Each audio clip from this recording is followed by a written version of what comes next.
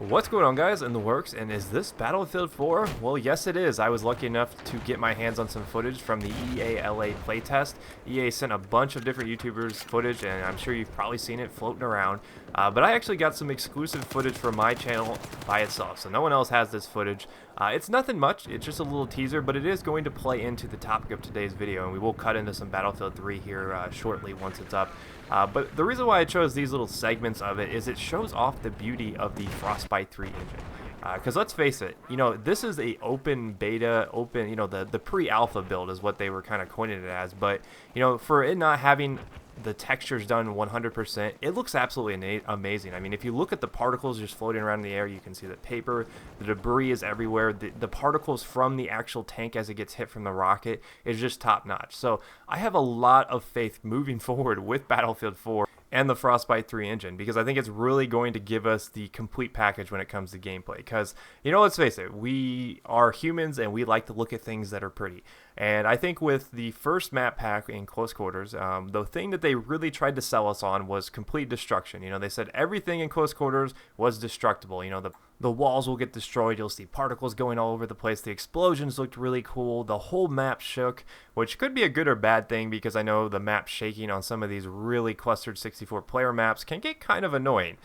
Granted, I am playing in Ultra on my PC. This is my Crossfire rig. But I think even on console, I did play Close Quarter on console the other day. It still looks pretty good. So I think for the limitations that were present in Battlefield 3 with the Frostbite 2 engine, some of the consoles were a little bit older. I think they did a pretty good job. But Frostbite 3, they're throwing all that out the window. We're going to get the ultimate balance between destruction, between beauty, between gameplay. And that's something that's really important to me, because I like games that look pretty, but I like games better that play well, that have the destruction like we want. Because a lot of people criticize Battlefield 3 for not having a destruction of, like, let's say a Bad Company 2, because everyone felt like Bad Company 2 was better in terms of destruction.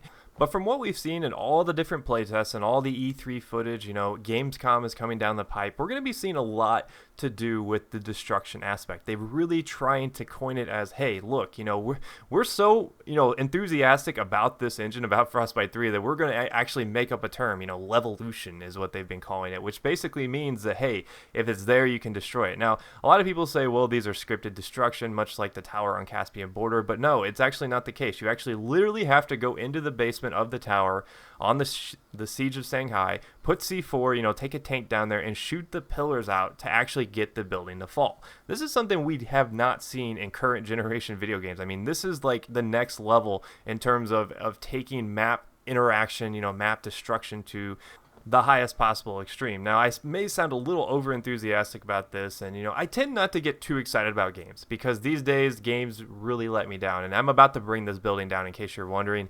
I'm giving my teammates fair warning, hey, move out of the way, because on this map, a lot of times, this tends to be a harbor for spawn beacons. It tends to be an easy hiding place for people on the MCOM, and it's much easier to bring that building down, and then they have to go around the building, and it's much easier to funnel them around as opposed to giving them a couple different flanking routes. So even though I did warn them, I ended up killing 2 people. But that's one of the beauties of the Battlefield series. If it's in your way, just blow it up. If it's causing you a problem, bring the building down. And I'm really looking forward to that in Battlefield 4. I really hope that this Levolution that they're promising us takes the Frostbite 3 engine and pushes it to the max. Because there's a lot of things we want out of games. There's a lot of different styles of gamers that we have to please. We have to please the jet pilots. And, oh my god, I'm actually in a jet. Now, this is something you don't see me doing all too often. But in my attempt to be a more well-rounded player, I have been using some of the things that maybe I didn't get a chance to use a lot back in the day. Such as, the jets, the frogfoot, the warthog. It's fun to jump in some of these jets, to learn, there's more to Battlefield than just plowing around on the ground as an infantryman.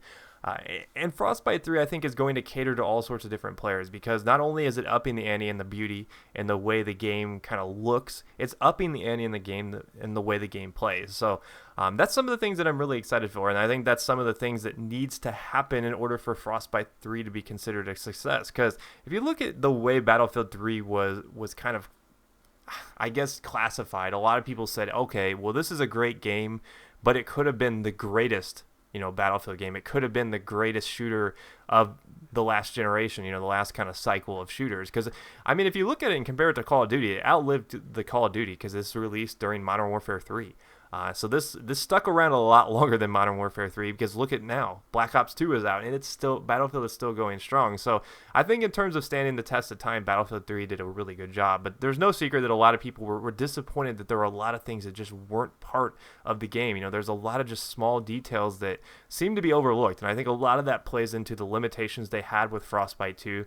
The limitations were mostly because of the current gen consoles, but luckily, since they are pushing Frostbite 3 to the next level, that's going to be out the window. As you see me get a nice little four-piece there, and I'm going to end up crashing here, unfortunately, but, you know, when you put a noob in a jet, that tends to happen. But let me know what you guys are looking forward to most with Frostbite 3. Is it going to be the destruction? Is it going to be the gameplay mechanics? Is it going to be the way the game looks and feels? Is it going to be the cool explosions? I mean, that could be something that you're really big into. But let me know in the comments. Hopefully you enjoyed the little teaser clip at the beginning. If you did, feel free to rate the video, and if you missed in my past videos, here's a chance to catch up, and I will see you guys next time. Peace.